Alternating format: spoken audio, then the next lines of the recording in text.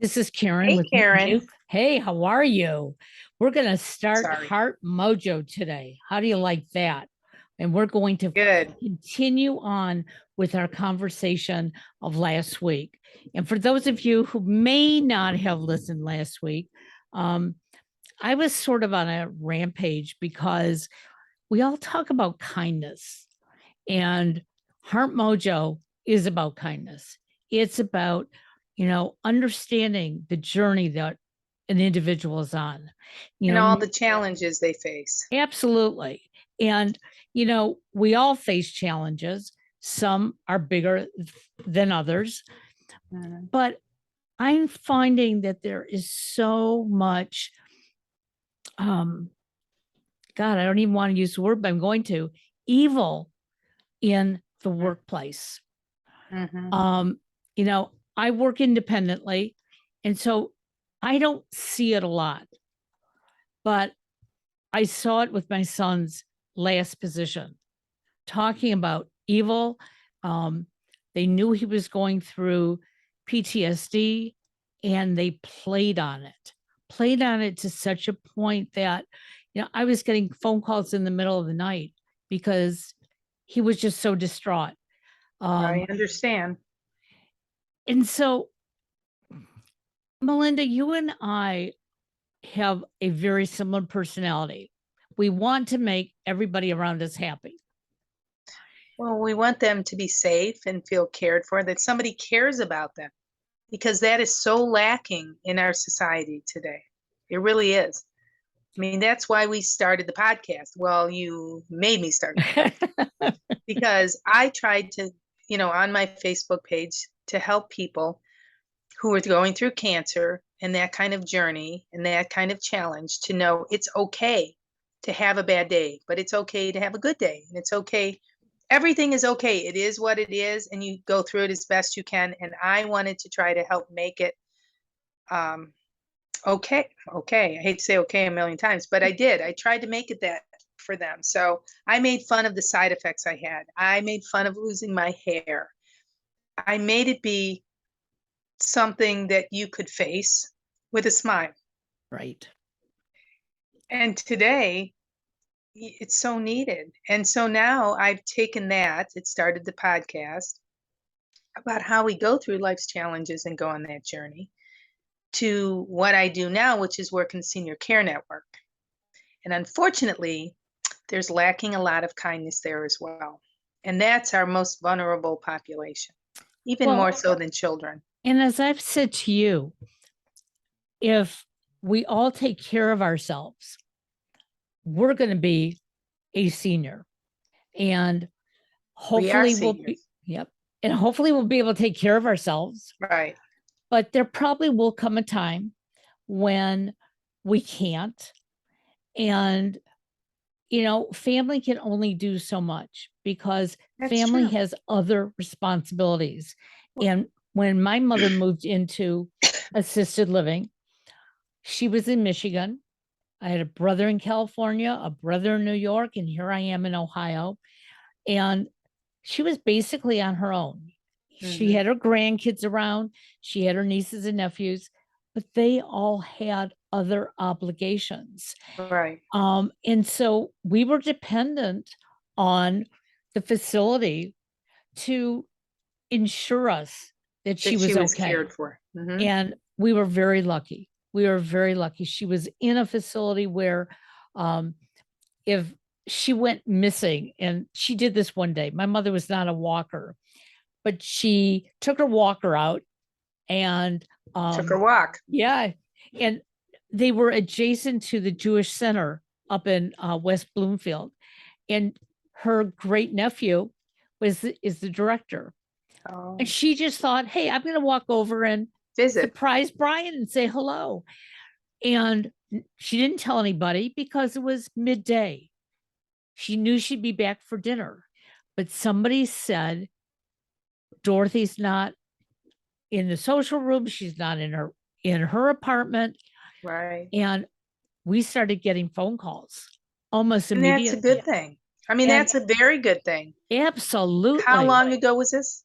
This was a little over 6 years ago. And the world has changed. And it certainly has. It has changed a lot. And some of it is COVID. I don't want to blame everything on COVID, but people coming, they don't really want to be in the workplace. It's rare to find somebody who really loves their Right. job, cares for the people that they bring into the location, helps them the way they should help them, listen to the family, listen to the resident. It's very rare to find that. Well, and we're seeing that across the board, not just in senior living. I ran into it at one of our bigger medical facilities here, that I had an appointment with the doctor and I go to the reception desk. There's nobody there. She never showed up. Finally, I know the that's doctor amazing. came out and said, "Is anybody here to see me?" And like 6 of us raised our hand. And he goes, "We'll take you one at a time." She just up and quit. Yeah. I don't get it. Like, no, people who work in the medical field, let's not just single out senior living. right. Let's talk about just the medical field. I realize it's a stressful job. Don't take the job if you can't do it. Don't make a promise that you can't keep. And certainly don't take this job just for the money, because it's not about the money. Right. It's about the care. And I think when people take a job, whether it's in the hospital, whether it's in senior living, whether it's home care, hospice, I think hospice is the one industry that most of the people that go in really want to do hospice. And you have Because to. if you Yes. can't do that, then you definitely shouldn't be there. Right. But in the other industries, people will take a job because they need the money, they want the money, they think it's going to be cool, it's going to be this, it's going to be that. And when they find out it's actually work, and when they find out they have to be loving, they have to treat people as if it's them or their mother or their father, they walk away. They can just walk away. And I don't get it. Like, if you saw somebody on the street, would you just let them lie there? And I think those are the people who would just do that. They wouldn't step up and help. Well, There was a study, and I don't remember how long ago it was, but you remember where they did something like a robbery or whatever, and who would get involved? yes. Yep. I don't remember, but I know that most people walked away. They looked, they walked away. That's terrible. And yet, the other day there was another shooting in a grocery Shooting. store, and a senior citizen individual who was working there ran to try to stop it all. Right. And they said that, everybody else scattered. Now I can understand. Yeah. I probably would too. I'm not blaming people for not getting involved. No, But when it's a gun. here is this man who wanted to help, and he got killed. Well, look at the teachers that protected their children in the Right. classroom. They didn't have to do that. They had their own families, they had their own lives, but they were dedicated to their classroom and to the children in the classroom. That is not something we see a lot. We just don't. There are a few heroes. There are a few people who understand that there's a greater good in the world that we should aspire to. But most people don't do that. They will turn a cheek and they have an excuse. And as far as taking care of people today, if you think about it, we had people move into your home. So my grandmother had her mother lived with my grandmother's sister. She never went to a nursing home. Never happened. They just took care of her at home. Somebody took care of grandma. Right. Somebody took care of grandpa. That doesn't happen anymore. People have their own lives and they don't feel that they need to give up any piece of their lives. But here's the difference. You're not really giving it up. You're learning something. You're giving something. You're giving something back to this generation. Right. Whether it's your own loved one or whether it's somebody else's loved one. In the place that I used to work at up until recently, there's a couple of people who have nobody in state. Nobody. Who looks out for them? Who really looks out for them? Just like you said, your brother was in California, one was in New York. These people have the same issue. Right. Who is going to look out for them? Certainly the caregivers are different today. They're not going to do the same. It's too bad. Well, and it's interesting, and we've sort of talked about this before, that yes, COVID changed our landscape of how we see things, how we do things. Um, but I guess the part that I don't understand, and hopefully a listener will write in and explain it to me. We have all these mega churches around the world, and the mega churches talk about being kind and helping fellow man. And, they read the scriptures and everybody, acknowledges their neighbors in front of them, on the sides of them. And yet we walk out of church and we don't even take care of our own. Mm-hmm. And,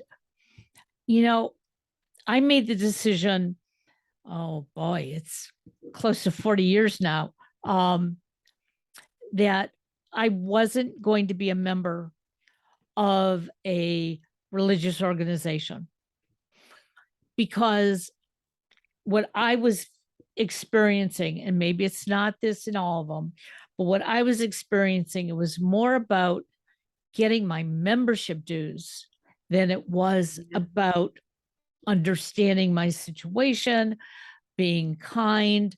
And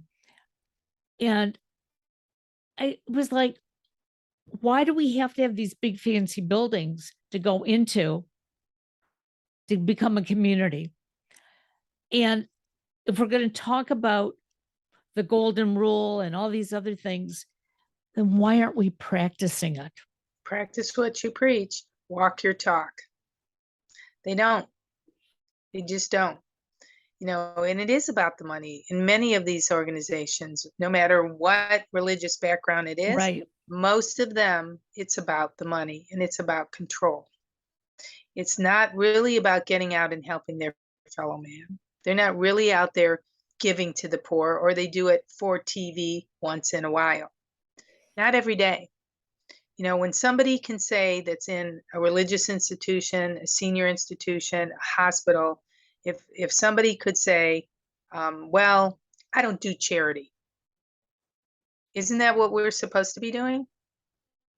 And Isn't that what the good book right. teaches us? And charity doesn't have to be in dollars. Charity is, last night, Rich and I and Alex went out to dinner, and this gentleman who looked very frail held the door open for me. Aw. And I said, thank you. And I went to hold the door for him instead. He goes, absolutely not. Women deserve to have the door held for them. Aw. And I thought I was going to cry, because I really wanted to help him, but I Right. couldn't take it away from him. Right. And so I acknowledged it and I said, I want to thank you very, very much. And he goes, that's the first time somebody has thanked me for holding a door open. Oh, I always thank someone for doing that, no matter who they are. Even And if he's 5 years looked old. at him. Yeah. I just looked at him like, seriously? And we went and sat down. I saw him come in, and there were some other people that he was meeting there. So, I didn't get involved and go over and say anything more to him, but I just was thinking, like, how nice is this? Because I don't think it was easy for him to hold the door open for me. And it made it even more special. Well, we forget, I think, because we can still do a lot of things. What happens as people grow older, what they lose. And the problem is, you don't really realize that until you start to lose your own things that you can do. Right. And I'm at that age, I know you are too, where there are things we cannot do like we used Absolutely. to do before. Not that we don't try, right? But there's a lot we can't do. So when I see someone, whether they're senior, more senior than me, or have some sort of issue, medical issue where they physically can't do something, if they try to do it, I'll say, can I help you with that? And if they say, no, I got it, I let them do that because they want to do it. Right. They want to have that feeling of satisfaction that I can still do these things. And I think that's what happens to a lot of seniors that we work with, is as young people, we don't get it.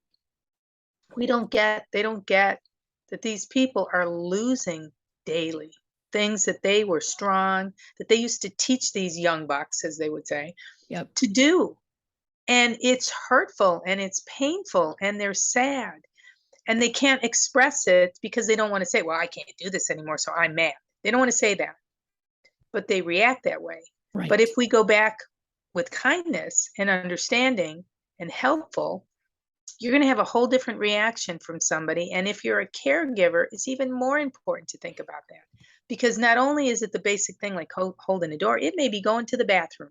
Oh, And you have a absolutely. stranger in your room while you're showering, watching you shower so you don't fall. How would that young person feel if it was them? And when I used to help hire people for home care, one of the industries I worked in, that's one of the things I used to say as part of the training. Put yourself in their shoes. They're not mad at you. I think we talked about that a little bit last time. Right. They're not mad at you. They're mad at the world. They're mad at what's life is doling out to them. Exactly. And you need to Exactly. work with them and let them know it's really okay that you're there for them and you're not judging them, and they won't judge you if you're there for them. I think it's just a matter of trying to put yourself in that place, or remembering it can be your mother, your father, your grandfather, or in our case, closer to our age, it could be us. Yep. Oh, absolutely. I mean, I am so grateful that I have um, two adult sons, and they say over and over again, "Don't worry, mom. Uh, we're not gonna, put you in a room or a home where you're not taken care of." And I appreciate that, but at the same time, they have their life the Right. same way that I've had mine. And yes, did I move in with my mother towards the end of her life? I did. Um, and I knew it wasn't permanent, but it gave me joy to be there. It gave me joy to make sure that her caregivers took care of Right. her. And we've talked about this too, that most of our caregivers were absolutely excellent. The few that weren't, I just didn't want them there. And I Right. explained exactly why, Right. but it's all about putting ourselves in somebody else's place, because we are going to be there, Mhm. you know. And you don't know how old you're going to be. You could be in your 50s, you could be in your 40s, you could have a stroke, you could have a car accident, and you could be in that with a much longer life expectancy to live in that situation than a lot of our seniors who might be 85 or 90 by the Right. time they go to an assisted living or a nursing home. So, if you start to look at that fact, it kind of changes your perspective, right? I mean, we Absolutely. all know somebody who's been in a horrible car accident and we feel bad. One of our guests, and boy, the name's escaping me, but remember he talked about his son who was a quadriplegic? Yes, he's a doctor He was a down in cardiologist, down in the Akron area. Yeah. right? Oh, And we'll think of it. See what's happening, everybody? yeah. Our brains are going. But anyhow, he talked about that. I mean, here he was, a cardiologist. He had his own health issues. But then his son, out of state, got in a car accident and was a quadriplegic. Yep. And the battle he had with accepting it and then being there for him and keeping him home and taking care of him and having the son understand that he still could have a life even with that. But imagine if he didn't have his father. Oh, Imagine if he ended up in a nursing home somewhere, because that's what would have happened. And then who would take care of him? absolutely. And what do And as we all know, not all nursing homes, assisted living memory are, care? they're not all the same. Okay. We hope that, there are state regulations that would make them the same, but it's the people who are hired to work there. And we know that right now there is a hiring crunch because so many people just don't want to do that job, whatever it is. Or they want to Um, get paid, but they still don't want to do the job while they're right. there. Yeah, you got that. But it's interesting that we're talking about this because on the weekend, I do IT sales and training at a big box store. And the average age of the associates that work there are probably 20, 22 years old. At least in the main store that I go to, I have the kindest staff around me. I mean, I I'm amazed every time I'm at work. They approach people, they're friendly, they offer, guidance. They don't say, "Hey, you have to buy this certain thing because you came in to look for it." Mhm. It's, if this is what you would like, let's go over it. They do training because that's what I have been providing them with. But you can see they love it. Mhm. And if we could take those same kind people and put them in other aspects of the community, that would be phenomenal. I mean, Yeah, it takes just as much effort to be nice as it does to be mean. it does. But you would think that it's much easier to be mean with everything that we see. From driving, I mean, we're in Cleveland, everybody, and there's a road called 480, an interstate. I cannot tell you how many rude, nasty, flying people happen there. And what could they be thinking? There's always a car accident every day. There was one coming home. I almost was late for the podcast because I was stuck in an accident. The other day in the rain, there were three. What could you be thinking? Like, I don't understand. They're so aggressive.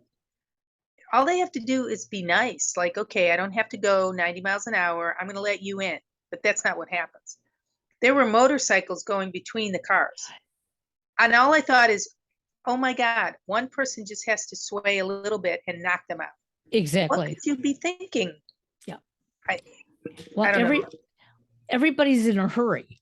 Okay. Um, and maybe it's a little easy for me to say that because I work from home. And so, you know, I'm not in a hurry. I have things laid out and planned, but I hate driving now. And I was never like that. Yeah, And even on the side roads, if somebody thinks you're going, just a little bit too slow, they'll cut you off and get in yep. front of you. And then they'll slow down just like to give you a taste of your medicine. Um, Right. so I'm hoping, as we've talked about this on the last podcast and again today, that we can reach just a few extra people along the way. And maybe we can start changing, you know, how we approach life. Um, we only Well, have we this have to one to look at live. it like a ripple, right? So if you throw the stone in the water, maybe it'll have a ripple effect, but somebody has to start with the stone. So my challenge for the listeners of the podcast, and it's all about challenges, right? Is that you take and do one kind thing a day. One. That's all I'm asking. Whether it's for your family, whether it's at the store, whether it's at your job, with the hope that that person, we talked about this last time, who might be having a bad day, suddenly it helps turn their day and they feel like being kind to someone else. And I think that's really what it takes. The thought process, put this up on your mirror. I know, you've heard this for years. Put your motivational things up. But honestly, I promise you, you'll remember to do it, whether it's in your car, on your mirror at home, on your computer, on your desk. Put a little thing on your wrist that might remind you to be kind. And when you look at it, and when somebody's kind to you, go, oh, I have to give that back to somebody. I have to be kind to somebody else. I challenge you to do that. And if you're watching the podcast and you do that, start leaving us notes. You can do it on my Facebook page. You can do it under this podcast on YouTube. Wherever you see it, put a little note out there and say, this is the act of kindness I gave today. Because we really need that. We need it all over the world, not just here in the United States, not just in the senior care industry or the hospitals. We need it everywhere. Well, the interesting part is we can create new habits. So when people say, I've been angry most of my life, how is it going to be any different? This um, class that I took, and I'm not even sure you want to call it a class, but I took this training on personal intelligence. And everything we do is a habit. So if you want to Mhm. do something different, if you want to make sure that you are nice at least one time a day, create that habit. In the beginning, it may feel like work. Okay. Maybe sticking it up on the mirror to remind you. It may be putting it in your calendar. But whatever it is, when you start creating a new habit, you will get rid of a bad habit. And Mhm. I see it happening. Um, you know, before we came on today, for our listeners to know, I was really hot and bothered about this topic, and so was Melinda. Um, but we knew that we had to do something that would provide others to be nice. And Right. sometimes it just takes sharing what you're going through for somebody to say, wow, you know what? I would never have guessed. I mean, looking at you, Melinda, I would never have guessed that you were upset before we started, um, because we were able to filter it in a good way. Well, and I think that's important. I mean, listen, it wasn't the best day, but I know in my heart that I'm okay because I understand where my motivations have been. And so I can feel okay about that. Um, and I do feel that sitting here today talking about it, even after the day I've had, is a good thing. And it is an act of kindness to other people to show that, when something goes terribly wrong, you can turn it around. You can turn it around, try to look at a positive piece to it. That's what I did through the cancer journey, right? The hair thing, I played with the different wigs. I had such a good time with that, and it was fun. Was it a great reason to do it? No. I mean, I was going through losing my hair from cancer, but I turned it into something else. And so today, you and I decided, because we had a guest change, that we would turn this into something constructive Right. rather than negative, and turning it into something that we can bring out some of this to other people and hopefully motivate you, like we were motivated today, to be able to get you to do that one act of kindness. And I really, like I said a few minutes ago, I really want you to do that. And we really want to hear about it. Absolutely. And we'd like to invite you on as a guest so we could talk about it and Absolutely. and how it changes. Because I will tell you, this 6 week session that I took, I g- I was sort of complaining to myself, what am I getting out of this? What am I getting out of this? And then I'd realize, all of a sudden I'd do something and say, oh, that's what I'm getting out of it. Oh, this is really good. Mm. And now I'm at the point that, I want everybody to experience it to some degree, whether they take the 6 week session, whether they just try it on their own. Um, but it is so much easier for me to get up in the morning and get through the day if I just start with being kind to myself and then sharing it with others. Right. And I do think we, we skipped over that a little bit. We do have to be kind to ourselves too, because sometimes you're just not having a good day and you're allowed to do self care, which I don't do a lot of, to be honest, because I'm always out there trying to do something else. Maybe that's a whole nother show of why I do that, or why we all do that to some degree, why we make the choices we make, why we do what we do. It is a habit, but you started with it somewhere, Right. right? So, but for me, I started, like I said a while ago, with trying to help motivate people to look at a different avenue, look at a different angle of the situation. So today we took the negative angle and tried to turn it into a positive angle and talk about being kind, because ultimately that's what I'm going to do. I'm going to continue to try to be kind, even to the people who may have hurt my feelings, who may have hurt me, because that will make me better. That will make me forgive and move on. Doesn't mean you have to forget it. It just means that you let that go, because if you don't, it eats you up. So Absolutely. doing it with kindness and just saying, "Okay, I wish you well. I'm moving on." Not always easy. Sometimes takes a little practice. May have to do it a few times, But ultimately, that kindness for yourself shows by letting it go. It really does. You are so right. Well, we hope that we have helped some of you. I know that I feel much better than I did before we started. Me too. I'm sorry that our guest that we had scheduled wasn't able to be with us tonight. But maybe he sensed that. Maybe he sensed that he had to You never, be well, you kind and I to us. believe things happen for a reason. Absolutely. So maybe it was necessary for us today to kind of take a second part two to our first part on kindness because we also had an issue that day. And so, look, we made lemonade out of lemons, right? We moved forward Absolutely. and did something that I think was good for both of us. And I hope it was good for everybody listening too. And once again, we encourage you to give us some notes. Tell us what you think. Tell us about your acts of kindness. Well, tomorrow is September 1st, and Unbelievable. on the I'm not sure what calendar it is, but for some reason they say fall starts on September 1st. And I've heard the weathermen talk about that. So, since it's a new season, according to the weathermen and weather women, let us just try to take a nice step forward.